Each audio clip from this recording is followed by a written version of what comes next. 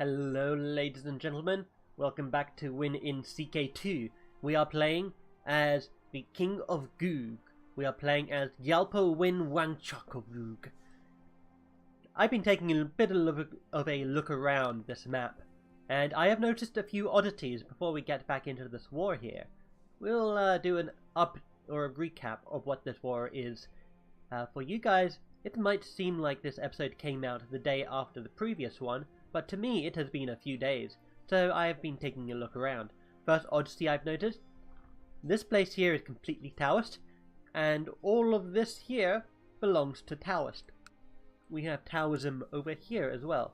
Down here we have one independent Zunist character, the Chief Ferazad, I think, of Farah. He doesn't look like a great dude, but he's Zunist and he's still hanging on there. He is remaining independent from all of the Sunnis around him. Next oddity that I've noticed? Well, take a look over here. It is somewhere on the screen that you might notice there is something a little odd. Over here in Khazaria, there is one duke here, one tribal Letgalian duke who is Taoist. Taking a look at his parent, the King of Lithuania, he was Ramuvan, and so is his father. Now this man, all of his children are... oh, only one of his children is Ramuvan, and hilariously enough, that is not his heir. Oh, that is glorious. Agnatic elective Gavelkind. So that must mean this guy is also Taoist. So we have a center of Taoism right over here. In what region is this? This is Eastern Europe Historical Plague Exclusion Zone. So that's one oddity that I've noticed. Another oddity that I have noticed is here in the Holy Roman Empire. As you take a look, you can see there aren't that many flags here. So you might be wondering, what is up with all the flags here? Well, if we go and take a look at the internal borders, we will see what's going on here. So the Holy Roman Empire Emperor himself only holds one county. Okay, 3 count, 4 counties here. So this county is way out of the way of his own personal domain. Or are these 3 counties way out of his way of personal domain? Well, as we can see looking in here, we also have West Francia. And West Francia is a pretty big internal country here. 10,000 men versus the Emperor's 13,000. This king of West Francia is almost as powerful as the Emperor himself. The final oddity that I would like to point out, other than Sunni Rome, is, take a look here. We have this icon, and we have this icon. If we take a look inside the internal borders again, we can see that Italy, the King of Italy, is a vassal of the Holy Roman Empire. Right? Well, then what about this guy? This guy is also the King of Italy, but he is the King of di Piombino din Italy, which is the name of his house, his dynasty. So I thought that was pretty interesting. If we take a look at the history, we can say that he created this title in 824, whereas the title of Italy... oh, that's also interesting. Italy is still called Italy, even though it's still held by a Lombard ruler. And it looks like there have always been a Lombard ruler here, I think. So you hold Kingdom of Italy. Alright, so it must have lost its Lombard title when King Charles, Emperor Charles the Holy, had come about and conquered it. That's when it must have lost its Lombard title and became Italy. Well, okay, we're about just under 5 minutes in, so let's get into the main session of this, let's get into the main bulk of this episode here. I am expecting a phone call, so if I have to run away, or if you hear a phone ringing, I'll have to go and take care of that. But anyway, in the last episode, our father died. Wynn Gyalpo got Bondus the Just died. He died of the dreaded plague which is very weird because there is no plague currently floating about. So we must have contracted that from somewhere. Maybe we got it from China. Maybe we didn't even go to China. I don't know. I can't remember at this point. But he died. It passed on to my brother, Wynn of Gouge, who is slow. And he died at the age of 7, just 1 year after he inherited. He died by the hands of Prince... Hold on, let's see if we can find him here. Prince Edward of Gouge. He really hates us, because he is a title claimant, he's ambitious, and he wants our kingdom. So he killed my brother, but now I'm in charge. I'm 4 years old, so I need to survive 4 years. Sorry, I need to survive 12 years without dying. So let's make sure we have a pretty good spy master on our hands here. He is 14. Let's go and send him a gift. Okay, he doesn't want a gift. Let's give him an honorary title.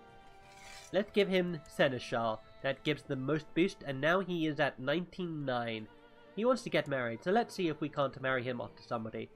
Yes, you can go ahead and marry this woman over here. In the last episode, we were declared war on by this dude. As I mentioned, he really hates us, and he wants to put Wynn onto the throne of Gouge. We said no, but because he had more of an army, we had to think of something. So, I decided to go ahead and get myself betrothed to Princess Lichavi Dechan of Nepal, down here, so that I can form an alliance with the King of Nepal. However, he was not quite certain, so in order to seal the deal, I went ahead and I gifted him the Sariraka bone, which is a holy bone in Buddhism. It belongs to Buddha himself. They serve as Gaitya, or a reminder of the great Gautama Buddha. Once we gave him that, he was like, sure, I will now ally you. So now, it's me and him versus this man, Marwa, which is a really weird name. We are going to go ahead and unpause now, and we're going to go and just clean up this war here. Excellent, you got married, and you like me now because I fulfilled your marriage wish. Excellent. News from China? Civil war in China, huh? That is unfortunate. Still, rebels have not yet gathered under a single leader, and different factions are even fighting each other. Silk Road profits are halved, and tributary states can use this as an opportunity to break free. We don't care about that right now. Instead, we want to make sure we can win this war here. He has his army down here. Last episode, we had our ally Nepal attack him. Attack the enemy army over here. It looks like these two armies are heading straight for each other. Oh, or maybe not. He's defending in the mountains right now. I'm gonna see if I can get good commanders up here. We're gonna get... I want Prince Edward to die. And we're gonna get you as well.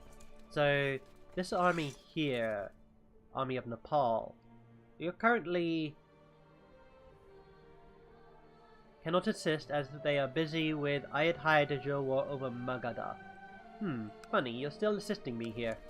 Alright, well, it looks like you're going to cross into this army. I'm going to move my army in as well to reinforce. We should have this handily.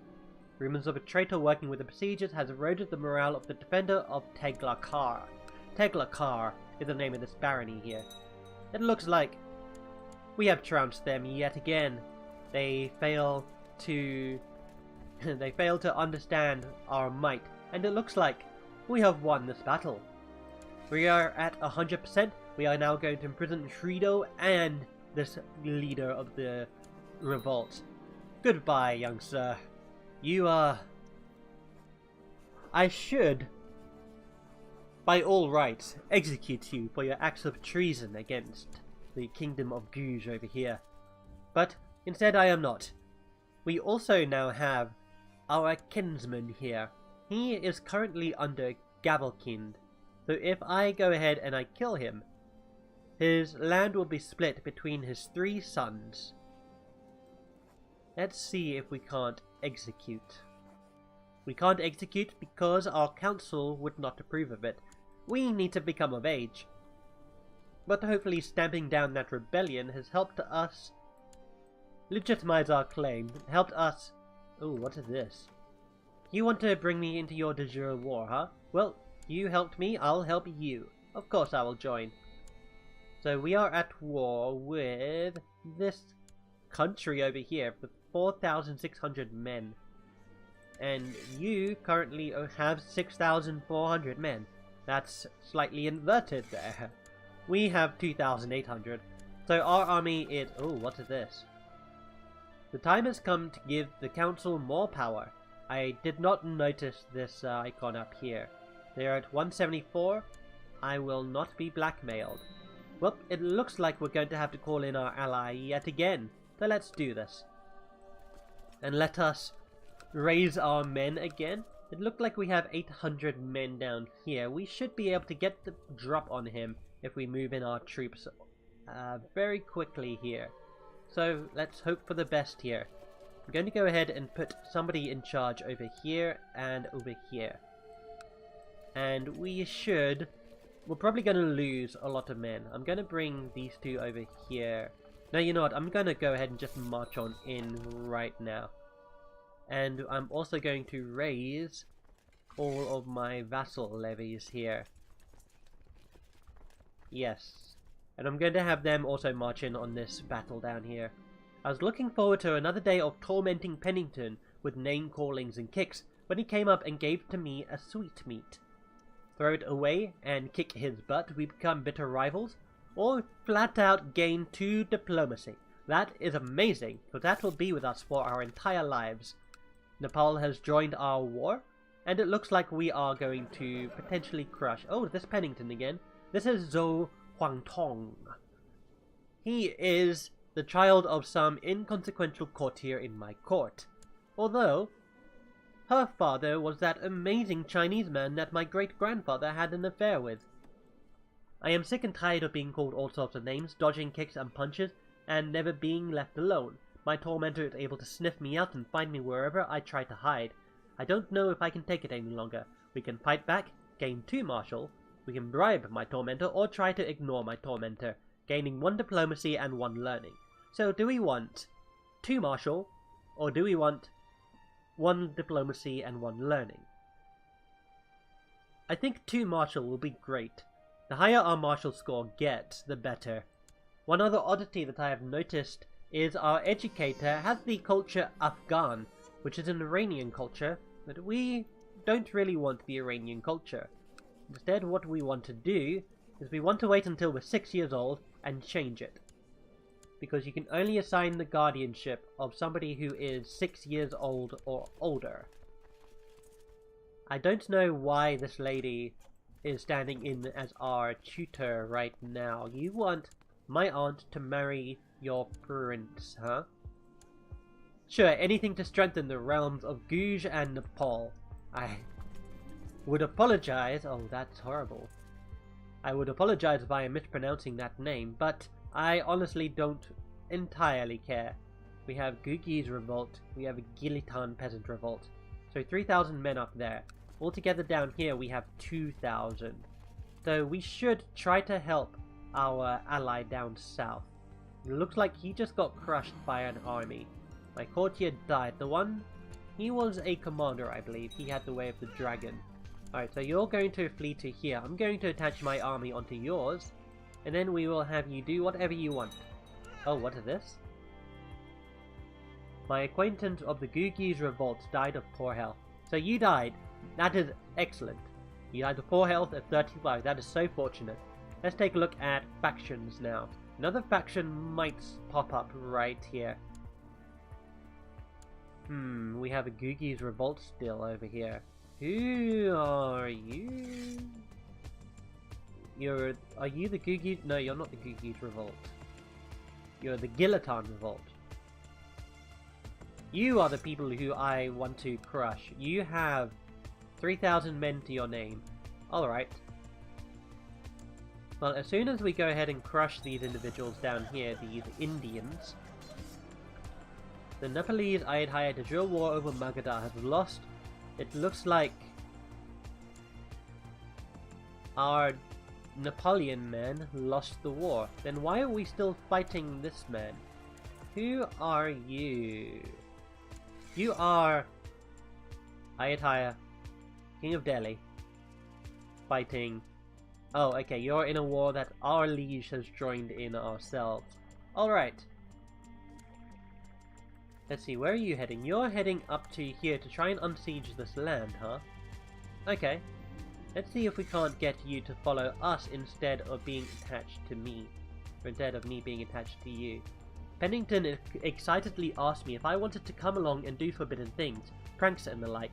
Let us do it! We gain Shuri, 1 diplomacy, 10 opinion, for 3 years. Or I could say, no, I'm a good boy, and gain 20 karma. Karma is nothing. We're going to gain that back in 10 years. 10 months? 10 months. That's less than a year. Me and Pennington did all kinds of crazy and forbidden things. It was fun. We become close friends. Excellent. My cousin and I are now best friends. He is now following me. I'm going to go and march up north. It doesn't look like we have that many men. So what we're going to do, in that case, is we're going to wait until these guys run out of men due to siege attrition, which basically amounts to siege events. He is going to want to come down here. Are there mountainous terrains? Let's go to Rutong over here. Let's see if we can't catch him here before he gets there. It looks like he's going south to the south, this province. Yeah, let's go and bring our dudes over into Kyunghong. Suddenly, I hear something moving around in the bushes next to me. I ask who is there, but there's no response. I should investigate. It was a big, disgusting rat. It hissed and bit me in the hand, and now it hurts a lot. I'm glad I found out, or I was meant to learn. Curious can lead to shrewd, but it can also lead to 2 other traits that I'm not too keen on. Well, let's go ahead and get it anyway. I would like to risk it for the shrewd. Alright, he's going to siege here. He's going to lose some men, and then he's probably going to attack us because he does have superior numbers. Since we're now 6 years old, let's see if we can assign ourselves a guardian. I want to become educated by... Let's see here. We can do Taoist. We want monastic feudal here. And monastic feudal can only be held by Tibetans of Buddhist or Bon faiths. So we don't want to convert to Taoism, at least not yet. I might do that a little bit later. What are we trying to go for? We're trying to go for a martial or perhaps a stewardship focus. Maybe a stewardship focus would be good. We can have our aunt educate us. She is 27, she has high stewardship, she's a level 4 learning character, she has shrewd, temperate, and humble. These are traits that I would quite like for myself. So let's go ahead and have our aunt educate us. But the problem is, she doesn't quite like us, and she is a pretender and claimant to our kingdom. That doesn't matter, let's do it. I'm sure my aunt won't do anything horrendous to me. Especially not if I give her 15 gold and I award her an honorary title of court tutor. There you go, my lovely aunt. I'm gonna grow up with a crush on you. Alright, we're gonna go ahead and let time tick by here, and wait until something happens down here. My Nier has been hard at work in Sakya, increasing infrastructure and motivating the local people to work even harder. Sakya gains Harvest Festival or Inspired Peasantry. Where is Sakya? Sakya is down here. We gain Harvest Festival, local tax modifier plus 15%. That's pretty good. Alright. He's finished that siege here. He now has a small amount of men more than I do. I believe once he's finished sieging this province here, he might then try to attack us. But he might not. Yeah, he's going to go up to Gar. In Gar? I don't want to engage in Gar just yet. My kinswoman to the Spymaster of Calm, huh? You have a claim on the kingdom, I'm not going to let you go. I don't want claims going about all over the place. So he is here. What we should do... Can we borrow money from the Jews? No, we can't. I can ransom these individuals back. If I ransom you back, you really hate me. My domain is too big. You're in prison, and you desire the county of Perong. You are hideous. I don't want you. And you are also hideous. Nah, let's keep these guys back here. I don't want to... I don't really want to mess around with them. They are better served in prison than anywhere else. How would we gain money? Because what I would like is I would like to gain... Are you actually Bonist? Are you Bon? You're Buddhist. Okay. Water increased council power. Well, I'm sorry to say, my dear enemy in this war, but you're not going to win this war, and I can tell you why. Because I am a human, and you are a stupid, stupid AI. Let's see, what am I looking for? I should look for mercenaries, total strength, and let's scroll down. We can hire 162 for 9 ducats a month. Let's go ahead and hire them and have them meet us up over here. And I'm going to move myself along here. We're going to run out of money in pretty soon, actually. So let's hope that we can get this war done before we run out of cash.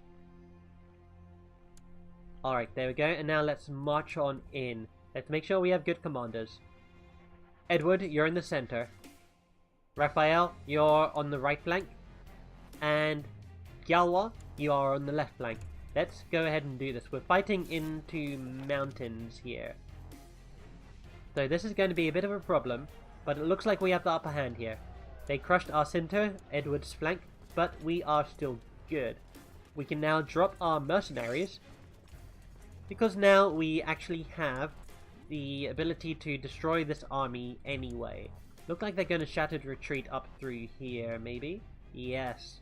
So we're going to go ahead and follow them until they stop retreating. And look like they stopped over here. Is that Kadota? This is Kadota. We're going to be crossing a river, but we have superior numbers. Vastly superior numbers. So that war is now over. Great. We are not gaining a ticking war score. But they're not gaining a ticking war score either. My grandmother died. Ah, what did she die of? Poor health? Depression. Ah, that's a shame. Alright, court physician. We're going to get this person here. And we're going to get you. Can we proselytize? Let's go and proselytize over here, because there's 2 counties nearby that are the other religion. Now, I'm not entirely sure if conversion is easier. I actually suspect it's not easier if there are other provinces nearby. But hey, I'd like to convert that province anyway, because it just makes sense, okay? We're going to end the episode once this war is over, or until we get to 25 minutes. Tsar is frowning at me. Waste of time, it'll never fit, you've grown out of it, she says, but it's my favorite hat. It will fit if you help me, or I gain 20 karma. Let's become willful. I would like to become willful, if possible. But that did not happen. Alright. We're going to finish sieging this province up. Do you have any other personal holdings? It doesn't look like it. We're at 62% now, so a few more sieges should finish the job here. So our betrothed is already of age, Princess of Nepal. She has bad stewardship, and she is homosexual, which means her fertility is going to be quite low. Hopefully we develop the lustful trait. My mare has been hard at work. Alright, excellent. Thank you. And I have inherited the Duchy of Mariul from this lady here. Alright, what title is this? This title right here. Well, I can go ahead and give it to my kinsman, Mariul. There you go, there you go. You should adore me now, and you do. Excellent. You adore me a little less now that you realize who you are, but... Your tribe of vassal has adopted feudalism. Oh, that is perfect. I believe you're the guy. Are you the guy? No, the guy who declared war on me should still be in my prison? No. No, what happened? What happened to Hrido? He died in my dungeons. Okay, so he just named his son Hrido. So now it looks like Raphael is going to be my heir. And my aunt has died, huh? Appointed regent? Alright. We have primogeniture absolute cognatic because... Oh, what? I think you were... What? What happened to my war again? I know somebody died. Muslim law instituted. That institute... What? That's not a Muslim law. You're not Muslim. Why does it say Muslim law? Ugh, anyway. Well, I guess that's it for this episode. Thank you guys for watching, and I will see you in the next episode. Take care, everybody.